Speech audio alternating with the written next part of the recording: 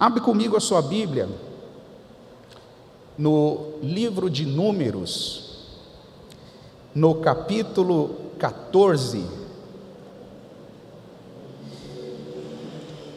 e eu quero falar sobre atitudes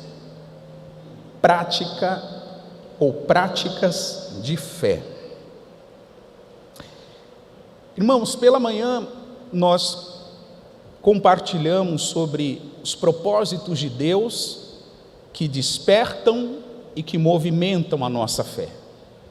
Os propósitos de Deus que têm esse poder de despertar e movimentar a nossa fé. E quando a gente fala um pouquinho sobre atitudes práticas de fé, a gente sempre vai atrás de referências, de modelos, de exemplos. Se você falar para mim, pastor, eu quero aprender sobre fé, me ensine sobre fé, eu vou te encorajar a olhar alguém que é um modelo de fé. Eu não vou te encorajar a ir a um curso, uma imersão sobre fé.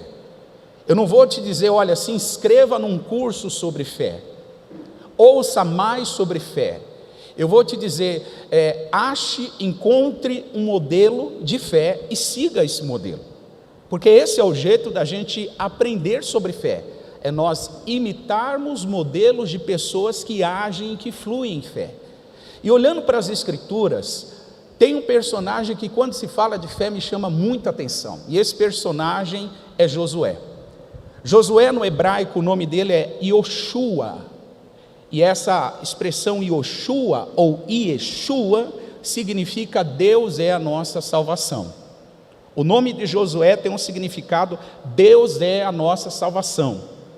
E interessante que Josué no hebraico, ele é o mesmo nome para Jesus no aramaico. Então quando você pega o hebraico Josué, Yeshua ou Yehoshua, ele é o mesmo nome para Jesus no aramaico, ou seja, Josué e Jesus têm o mesmo significado. Qual é o significado? Deus é a nossa salvação. Josué foi escolhido por Deus para ser um auxiliar de Moisés, e ele também é chamado na Bíblia de Oséias. Você vai ver que em determinado momento da sua trajetória, Deus muda, aliás, Moisés muda o nome de Oséias para Josué. Moisés troca o nome de Oséias e dá a ele o nome de Josué. Ele era filho de Num, ele era da tribo de Efraim, e quando Moisés chamou ele para ser o seu auxiliar, ele tinha entre 40 a 45 anos, pega bem essa idade, 40 a 45 anos, o Moisés já estava com 80 a 85, ou seja, o Moisés tinha quase que o dobro da idade do Josué, quando ele chama Josué para ser o seu auxiliar. E nesse processo, nessa relação discipular, a gente vai ver que Deus usa muito Moisés na frente de Josué, muito. Moisés, ele abre o Mar Vermelho na frente do Josué. Moisés, ele faz água brotar da rocha na frente do Josué.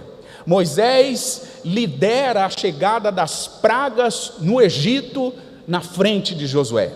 Então Josué está aprendendo com um modelo, Josué está aprendendo com um padrão de fé. A fé que Josué recebe não é uma fé teórica, não é uma fé que ele leu nos pergaminhos, não é uma fé que alguém contou para ele. A fé que ele recebe é um legado de fé de Moisés. Diga comigo, toda fé constrói um legado. Ou seja, o legado de fé de Moisés foi o que Josué recebeu. Então Josué começa a realizar algumas atividades. Ele começa a liderar o exército de Israel em alguns conflitos, por exemplo, algumas guerras. O Josué começa a acompanhar Moisés até o Monte Sinai. Quando Moisés sobe para receber as tábuas do mandamento, quem é que está junto com Moisés? Josué. O Josué, ele é um dos 12 espias escolhidos por Moisés para olhar a terra prometida, a terra de Canaã. Então, o Josué não só recebe um legado de fé, como ele começa a ser treinado nesse legado para fluir em fé. Então, o que nós vamos encontrar na vida de Josué, gente? Nós vamos encontrar atitudes práticas de fé, atitudes não faladas, mas atitudes vividas. Números 14, agora eu quero ler com você. Eu estava tentando te dar uma introdução sobre o que a gente vai falar. E agora, Números 14, a gente vai ler do versículo 6 ao 9. Diz o texto: E Josué, filho de Num, e Calebe, filho de Jefoné, dos que espiaram a terra, rasgaram as suas vestes e falaram a toda a congregação dos filhos de Israel, dizendo: a terra pela qual passamos a espiar é uma terra que é o que, gente? Muito boa. Se o Senhor se agradar de nós, então nos porá nesta terra e nula dará. Em outras expressões mais atuais, Ele vai nos dar a terra. Terra que mana leite e mel. Versículo 9, vocês podem ler? 1, 2, 3.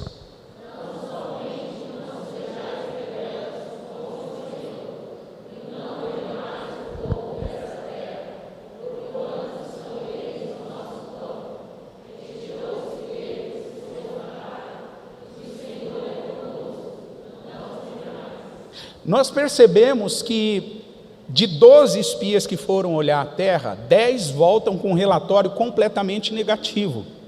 Apenas Josué e Calebe, como acabamos de ler, têm um relatório positivo. Um relatório mais ou menos assim: Deus será conosco nessa missão e nós conquistaremos a terra prometida. Agora vejam que interessante. Quando os 10 espias dão um relatório negativo, a palavra diz que Josué e Calebe fazem o que com as suas roupas? Eles rasgam. Esse rasgar de roupas era um sinal de profunda indignação. Aquilo que eles estavam falando para Josué e Calebe não fazia sentido nenhum.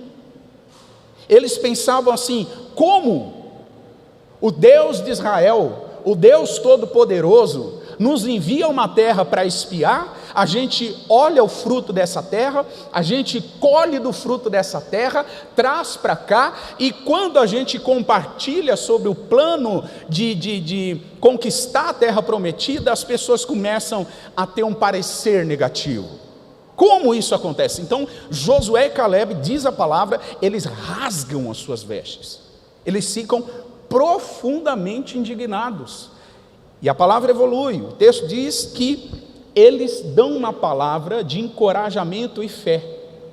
Eles dizem no versículo 8: se o Senhor se agradar de nós, Ele vai nos colocar nesta terra. Se o Senhor se agradar de nós, Ele é poderoso para nos introduzir no lugar que prometeu. Versículo 9: tão somente não sejam rebeldes. Ou seja, Deus está falando isso, acredita, se movimenta em fé nessa direção e ponto final. Não seja rebelde, não duvide da palavra de Deus, conquiste essa terra. E aí Josué e Calebe usam uma expressão que eu acho fantástica. Ele diz assim: o povo que lá está e que nós vamos derrotá-los, eles serão como nosso pão. Essa expressão é muito forte. Ele quer dizer assim, nós vamos devorar como se come comida. Eles estão ocupando um território que não pertence a eles. Eles serão devorados. Por quê? Josué e o Calebe explicam. O amparo deles foi retirado. O Senhor é conosco e nós não vamos temê-los. Não vamos temê-los. Irmão, o povo de Deus teme apenas o Senhor. A única força que o povo de Deus deve temer é o Senhor. Porque a palavra vai dizer que todas as demais forças, elas têm poder limitado, elas têm uma autoridade limitada, elas têm um alcance até certo ponto. Agora, o Senhor, a Bíblia chama Ele de o Senhor Todo-Poderoso. Sabe o que isso significa? Todo o poder está na mão do nosso Deus. Ele é o sustentador de tudo. Ele é aquele que cuida, que governa, que dá a vida, que tira a vida. Abre comigo Deuteronômio. Deixa eu lhe mostrar algo aqui. No capítulo 32.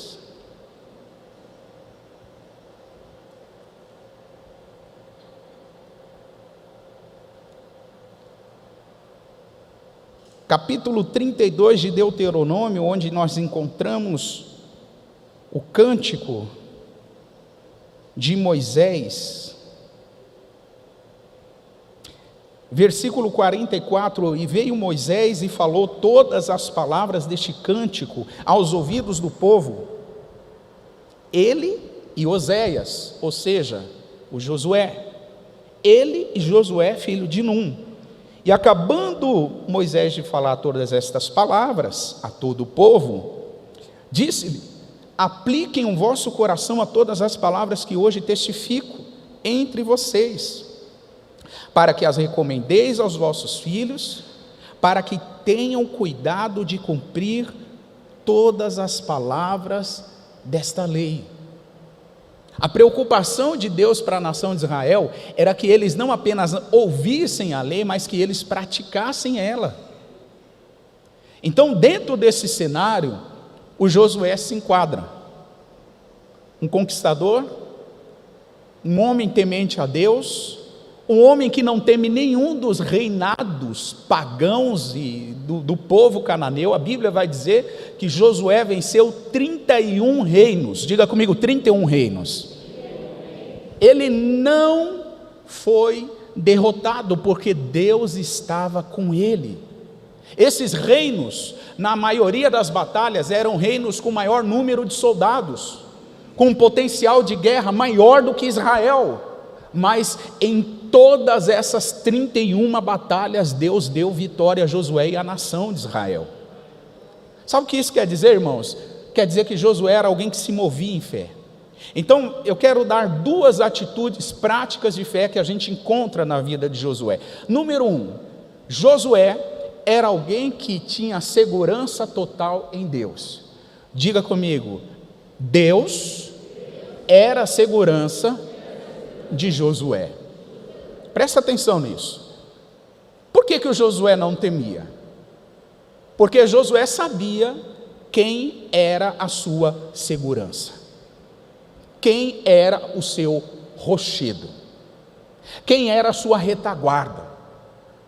Josué sabia que ele não estava indo no nome dele, ele não estava indo no nome de Moisés, ele não estava indo porque ele queria ser reconhecido. O Josué sabia que ele estava indo em nome do Senhor, e pessoas que vão em nome do Senhor, o Senhor garante a vitória. O Senhor garante a vitória. O Salmos 27, versículos 3 a 5, o salmista vai falar sobre isso. Ele diz: ainda que um exército me cercasse, o meu coração não temeria. Salmo 27, verso 3. Ainda que a guerra se levantasse contra mim, nele eu confiaria. 4.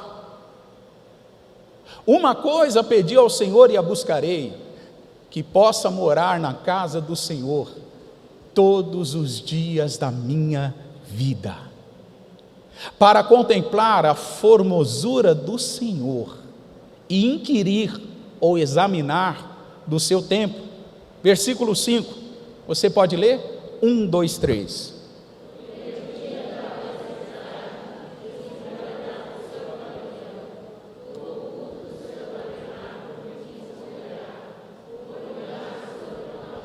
O que o salmista Davi está dizendo, que Deus é aquele que não apenas livrava ele quando exércitos o cercavam. Davi está dizendo que não apenas confiava na segurança de Deus, mas Davi também descreve como é que Deus protegia ele. Ele diz: no dia da adversidade o Senhor me esconde. No dia em que o adversário tenta me atacar, o Senhor me esconde. E ele continua: ele me esconde no oculto do seu tabernáculo. Ele me coloca sobre uma rocha. Mas sabe por que isso acontecia com Davi? Porque no versículo 4 diz: uma coisa eu vou pedir ao Senhor e eu a buscarei, que possa habitar no seu templo, ou seja, que possa habitar na sua presença todos os dias da minha vida. Quem é a tua segurança? A tua segurança são as forças policiais da tua cidade? A tua segurança é os partidos do crime? A tua segurança é o dinheiro que você tem lá guardado na sua conta? No que você se segura? A tua segurança é a sua casa que tem boas fechaduras, que tem câmera, que tem trava elétrica? Qual é a tua segurança? Tem gente que coloca a sua segurança nessas coisas. E Davi aqui, ele faz uma declaração fantástica: a minha confiança está no Senhor. Ele é o meu rochedo, Ele é quem me esconde, Ele é que no dia mau, quando eu sou cercado por inimigos, Ele me coloca num lugar oculto e me coloca sobre uma rocha. É Ele. Então, o primeiro ponto que a gente percebe aqui na vida do Josué é que ele tinha essa disposição de ter Deus como segurança. E isso era uma atitude prática de quem acreditava em Deus, de quem se movia por fé. A palavra em 1 Coríntios 3,11 vai dizer que quando Jesus é o fundamento, Ele garante tudo o que é edificado sobre ele. Paulo vai dizer: porque ninguém pode pôr outro fundamento além do qual já está posto. E qual é o nosso fundamento? Qual é o nosso fundamento, igreja? Nós acabamos de cantar aqui que Ele é o firme fundamento, a nossa âncora no mar. Pensa, no mar revolto do mundo, quem é o seu porto seguro? Nesse cenário de instabilidade que a gente vive, nesse cenário de ano eleitoral que está uma divisão terrível, uma polêmica terrível, quem é a tua segurança? São as ideologias políticas? A tua segurança é o teu trabalho, que amanhã você pode não estar empregado? Ou que amanhã você pode estar promovido para ganhar o dobro que você ganha? Alguém diz amém? Qual é a tua segurança, irmão? Quem é a tua segurança?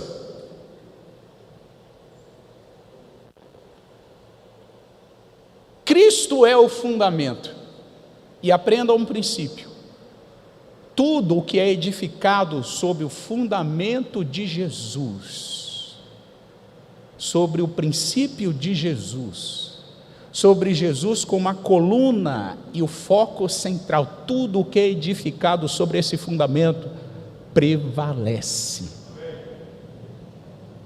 Josué tinha uma convicção, ele estava disposto a ter uma segurança total em Deus. Segunda atitude de fé na vida de Josué é que ele tinha prontidão para obedecer. Eu acho que nada descreve, irmãos, melhor uma pessoa de fé do que prontidão para obedecer.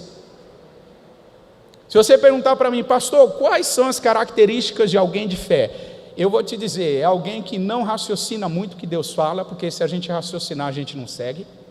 Segundo, é alguém que tem prontidão para obedecer. Sabe, não fica racionalizando o que Deus falou, não fica fazendo conta. pastor acabou de dizer aqui e testemunhar que estávamos com 17 crianças no projeto e a gente tem uma fila de espera grande, e no começo do ano nós colocamos mais 8 crianças, no total de 25. Irmão, se fosse olhar a conta da igreja para incluir essas 8 crianças, a gente não colocaria. Mas quem disse que nós dependemos do que tem na conta da igreja?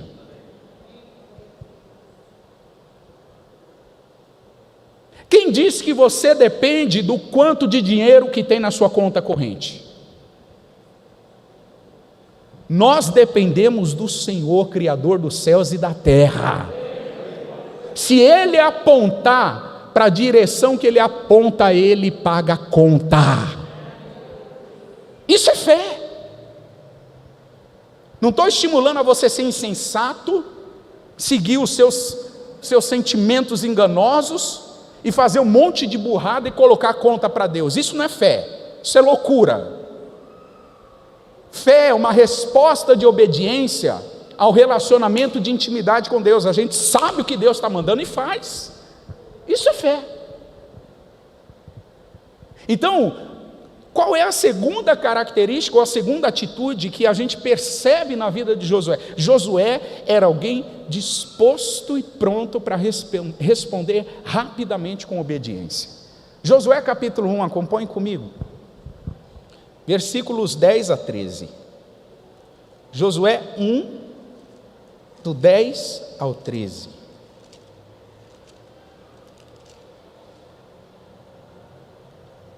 Diz a palavra, vejam, do 6 ao 9, você vai lembrar do que Deus disse para Josué. Lembra? O Senhor diz para ele: esforça-te, tem bom ânimo, faz este povo herdar a terra que jurei aos seus pais. Lembra disso, sim ou não?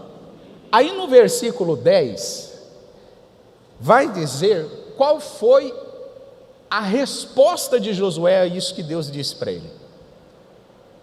Olha o que o versículo 10 diz: então deu ordem Josué aos príncipes do povo, dizendo: passai pelo meio do arraial e ordenai ao povo, dizendo: provede-vos de comida, porque dentro de 3 dias, diga comigo, 3 dias, passareis este Jordão para entrar e possuir a terra que vos dá o Senhor vosso Deus para possuíres. 12. Versículo 12, vocês podem ler? 1, 2, 3.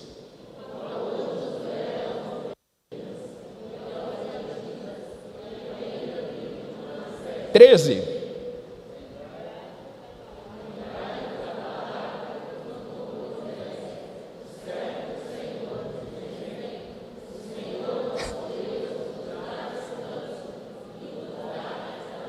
Irmãos, isso é impressionante. Olha o que diz o versículo 10, deixa para nós aí, exposto o versículo 10. O Josué acaba de ouvir de Deus: esforça-te, tem bom ânimo, faz esse povo herdar a terra que jurei aos seus pais que lhe daria, não aparte a tua boca do livro dessa lei. E Deus dá toda a direção para o Josué. E aí o versículo 10 que diz o quê? Então Josué, deixa eu substituir essa expressão, ele começa a colocar em prática tudo que Deus falou para ele. Ele começou, chamou os príncipes do povo. Olha o versículo 11, ele dá uma estratégia de passar pelo meio do arraial. Ele diz que em 3 dias iam atravessar o Jordão e acessar a terra de Canaã. No versículo 12, ele chama os da tribo de Ruben, os das tribos de Gade, os da tribo de Manassés, e já dá estratégias. Ou seja, Josué não procrastina a direção de Deus. Josué não adia o que o Senhor está falando, ele é pronto para responder. Ô irmão, isso mexe comigo. Que fé é essa que a gente demora 1 ano para colocar em prática? Que fé é essa que a gente faz um projeto hoje e só vai colocar em prática 2023? Que fé é essa que a gente ensaia? Esse ano eu vou ler mais a Bíblia. Aí vem um roteiro de leitura bíblica no grupo, você não lê um capítulo por dia? Que fé é essa? Eu vou ter mais... Não, quando voltar na pandemia, eu vou ter mais comunhão com os meus irmãos. As casas de paz estão acontecendo a todo vapor e você não se reúne uma vez? Que fé é essa? Essa fé que vai conquistar? É esse tipo de fé que vai colocar o inimigo para correr? É esse tipo de fé que vai fazer o Rio Jordão se abrir, o Mar Vermelho se abrir? Não é. Não é esse tipo de fé.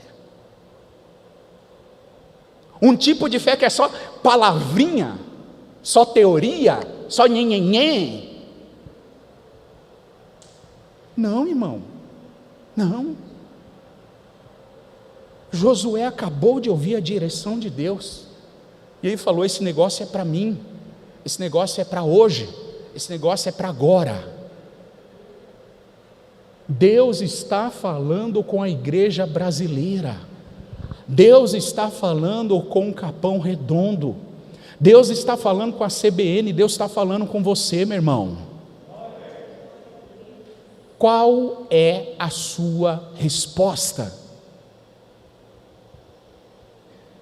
Qual é a sua resposta? Adiar? Deixar para depois? Alguém que se movimenta em fé é pronto para obedecer e não questionar. Josué sabia que ele precisava ter uma resposta rápida para o que Deus estava sinalizando para ele. Eu creio que em 2022 promessas do Senhor serão cumpridas na vida do povo dele. Mas posso te contar algo? Não demore para responder em obediência. Não deixa para amanhã o que você tem que fazer hoje.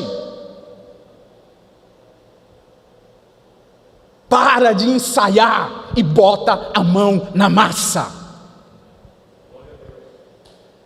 Pastor, eu quero começar um negócio que eu vou empregar dezenas de pessoas nessa região. O que você está fazendo para começar? Com quem que você está andando?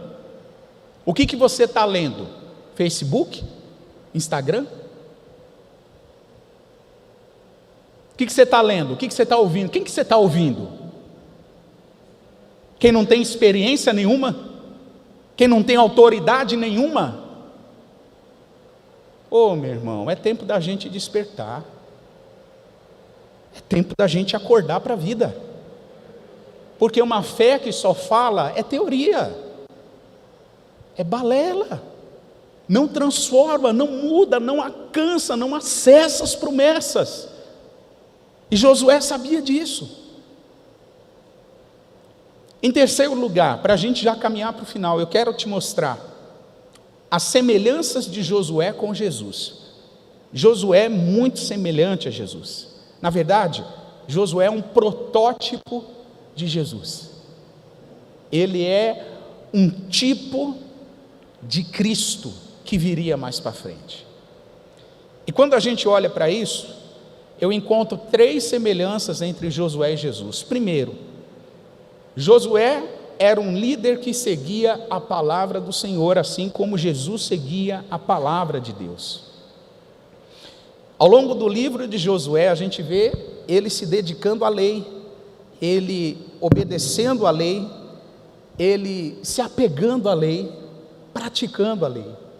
E quando a gente olha para Jesus, irmãos, a palavra vai dizer que Jesus, ele guardou perfeitamente a lei, de modo que a lei, a palavra de Deus, era a comida de Jesus. Ele disse para a mulher para os discípulos, quando ele se encontrou com a mulher samaritana, ele disse: a minha comida é fazer a vontade do meu Pai. Eu não tenho outra prioridade senão fazer a vontade do meu Pai. Então, assim como Josué, Jesus, ele seguia a lei, ele vivia a lei, ele praticava a lei. Segunda semelhança, assim como Josué libertou o povo de alguns pecados, Jesus liberta o povo de todos os seus pecados. Você vai se lembrar a história da prostituta Raabe. Raabe era uma mulher que morava na cidade de Jericó, e essa Raabe, ela escondeu os espias quando eles foram espiar a terra de Canaã. Essa mulher, ela recebeu um compromisso dos espias. Os espias disseram para ela: mulher, se você nos esconder, quando a gente invadir Jericó, você vai ser poupada, você e sua família. A palavra diz que ela esconde os espias porque os homens de Jericó queriam matá-los. E essa mulher Raabe foi poupada, ela foi salva dos seus pecados. Quando Josué e Israel invadem Jericó, eles encontram o pedaço de pano vermelho na janela de Raabe, e eles falam, Josué diz: aquele é o sinal de que aquela casa nós não vamos invadir. Essa casa vai ser salva, essa família vai ser salva. Agora pensa comigo, irmão, Raabe merecia salvação? Raabe era prostituta. Raabe era uma garota de programa. Ela merecia? Não merecia. Mas quem diz que Deus faz algo por merecimento? Josué poupou Raabe, não é porque ela merecia. Josué poupou Raabe porque a misericórdia de Deus estava em ação na vida dela, libertando ela do seu pecado. Irmãos, assim como Jesus, ao olhar para nós, Ele encontra muitos pecados, mas Ele não nos trata como nós merecemos, Ele oferece salvação. Olha o que Romanos 5 diz, versículo 6 a 8, Romanos 5, 6 a 8. Porque Cristo, estando nós ainda fracos, morreu a seu tempo pelos ímpios, porque apenas alguém morrerá por um justo, ou seja, alguém se sente encorajado a morrer quando alguém é justo, pois poderá ser que pelo bom alguém ouse morrer. Versículo 8, você precisa ler isso, 1, 2, 3.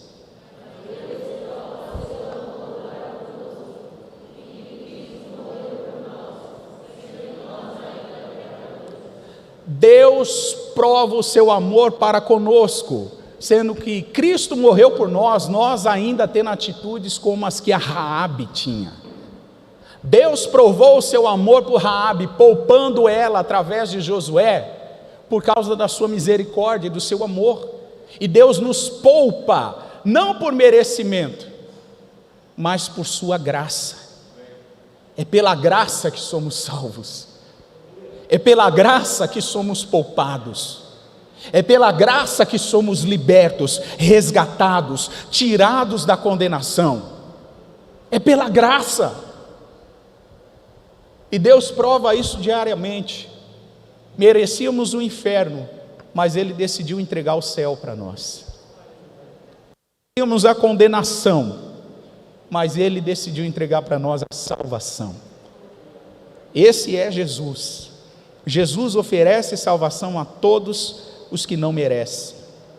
Terceira semelhança entre Josué e Jesus é que Josué era um guerreiro que vencia os inimigos e compartilhava a herança com o povo. Você vai se lembrar que Josué, além de expulsar os cananeus da terra prometida, ele também compartilhou a herança com as 12 tribos. Vale muito a pena você ler o livro de Josué. Se ainda não leu, nós vamos começar a leitura dele daqui a alguns dias. Estamos lendo Êxodo, a gente vai ler Levítico, Números, vamos para Deuteronômio e depois vamos para Josué. Vale muito a pena você ler o livro de Josué inteiro. Eu me dediquei à leitura desse livro em janeiro, e é impressionante, irmãos, o quanto que Deus usa Josué e as tribos de Israel para expulsar os inimigos, e quando eles são expulsos, a terra é compartilhada, a herança é compartilhada. E quando a gente olha para Jesus, o que acontece? Jesus é aquele guerreiro que venceu e subjugou o inferno. Jesus é aquele guerreiro que está sob principados e potestades. A palavra diz que Jesus, ele é apresentado no Novo Testamento, alguém que subjugou o poder das trevas. 1 João 3,8 diz que o Filho de Deus se manifestou para destruir as obras do diabo. 1 João 3,8. Na cruz, Jesus desarmou todos os governos, todas as autoridades, o inimigo foi subjugado, e eu acho interessante isso. Todos os inimigos de Jesus foram subjugados aos seus pés. E Jesus disse: isso que aconteceu comigo é estendido para a igreja. E quando eu olho para Josué, irmão, Josué também vence reis, vence inimigos, e em uma determinada ocasião ele chama as tribos, coloca aqueles reis todos prostrados e diz para eles: pisem na cabeça deles, pisem na cabeça dos seus inimigos. Eu acho isso fantástico. Assim como Jesus venceu, assim como Jesus subjugou o poder das trevas, assim como Jesus conquistou o império da morte, a palavra diz em 1 Coríntios 15, 55, Paulo, ele vai dizer: morte, onde está a tua vitória? Morte, onde está o teu aguilhão? Em outras palavras, Jesus subjugou a morte, subjugou os demônios, subjugou os poderes das trevas. Colossenses vai dizer que ele expôs publicamente a vergonha, todos os principados, triunfando sobre eles. Em Josué, capítulo de número 10, verso 24, vai mostrar Josué subjugando os inimigos. Josué capítulo 10 e verso 24, diz o texto: e sucedeu que trazendo aqueles reis a Josué, Josué chamou todos os homens de Israel e disse aos capitães dos homens de guerra que foram com ele: chegai e ponha o que, irmãos? Os vossos pés sobre o que? Os pescoços desses reis. E eles chegaram e puseram os seus pés sobre os pescoços. Então, versículo 25, Josué lhe disse: não temais, não vos espanteis, esforçai-vos e animai-vos, porque assim fará o Senhor a todos os vossos inimigos contra os quais pelejardes. Irmão, deixa eu substituir isso. Assim como Josué chamou os homens de Israel e mandou eles pisarem no pescoço dos inimigos, Jesus chama a igreja e diz: todo o poder das trevas está debaixo dos vossos pés. A palavra em Romanos 14 diz que em breve o Deus de paz esmagará Satanás debaixo dos vossos pés. O que nós precisamos entender? Assim como Josué disse para a nação de Israel: não tenha medo do inferno, não tenha medo, não se espante. Jesus está dizendo para nós hoje: minha igreja, não se espante, não tenha medo. Irmão, tem crente que tem medo de demônio, tem crente que tem medo do inferno.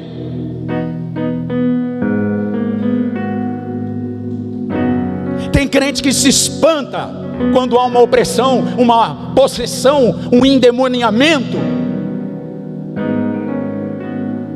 A Bíblia está falando que a Jesus foi entregue toda a autoridade nos céus e na terra. Eu sou corpo de Jesus, você é corpo de Jesus, nós somos a igreja do Cordeiro, nós temos autoridade, irmãos. Por isso que Josué olha para eles e diz: galera, não fica com medo, se esforce, se anime,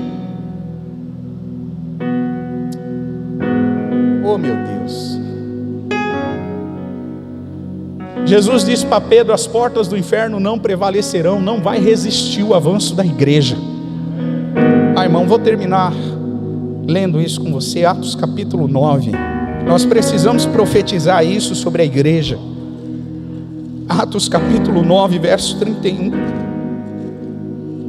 Diz o texto: assim, pois, as igrejas em toda a Judéia, Galileia e Samaria, elas tinham o que, gente? Elas eram o que? E elas se andando no que? E na consolação de quem? Preste atenção nisso, irmãos. A igreja do Cordeiro nesse tempo vai ter paz, vai ser edificada, vai se multiplicar, vai andar no temor do Senhor e na consolação do Espírito Santo. A igreja se fortalece e caminha sobre a terra, subjugando os inimigos, conquistando territórios, conquistando famílias, libertando os oprimidos pelo diabo. Alguém diz amém? Isso não depende de nós. Isso não depende de quem nós somos. Depende daquele que fez a promessa. Por isso que é garantido. Por isso que é certo. Mas para que isso ganhe forma, a gente precisa se movimentar em fé. Eu termino mostrando essa conclusão a vocês.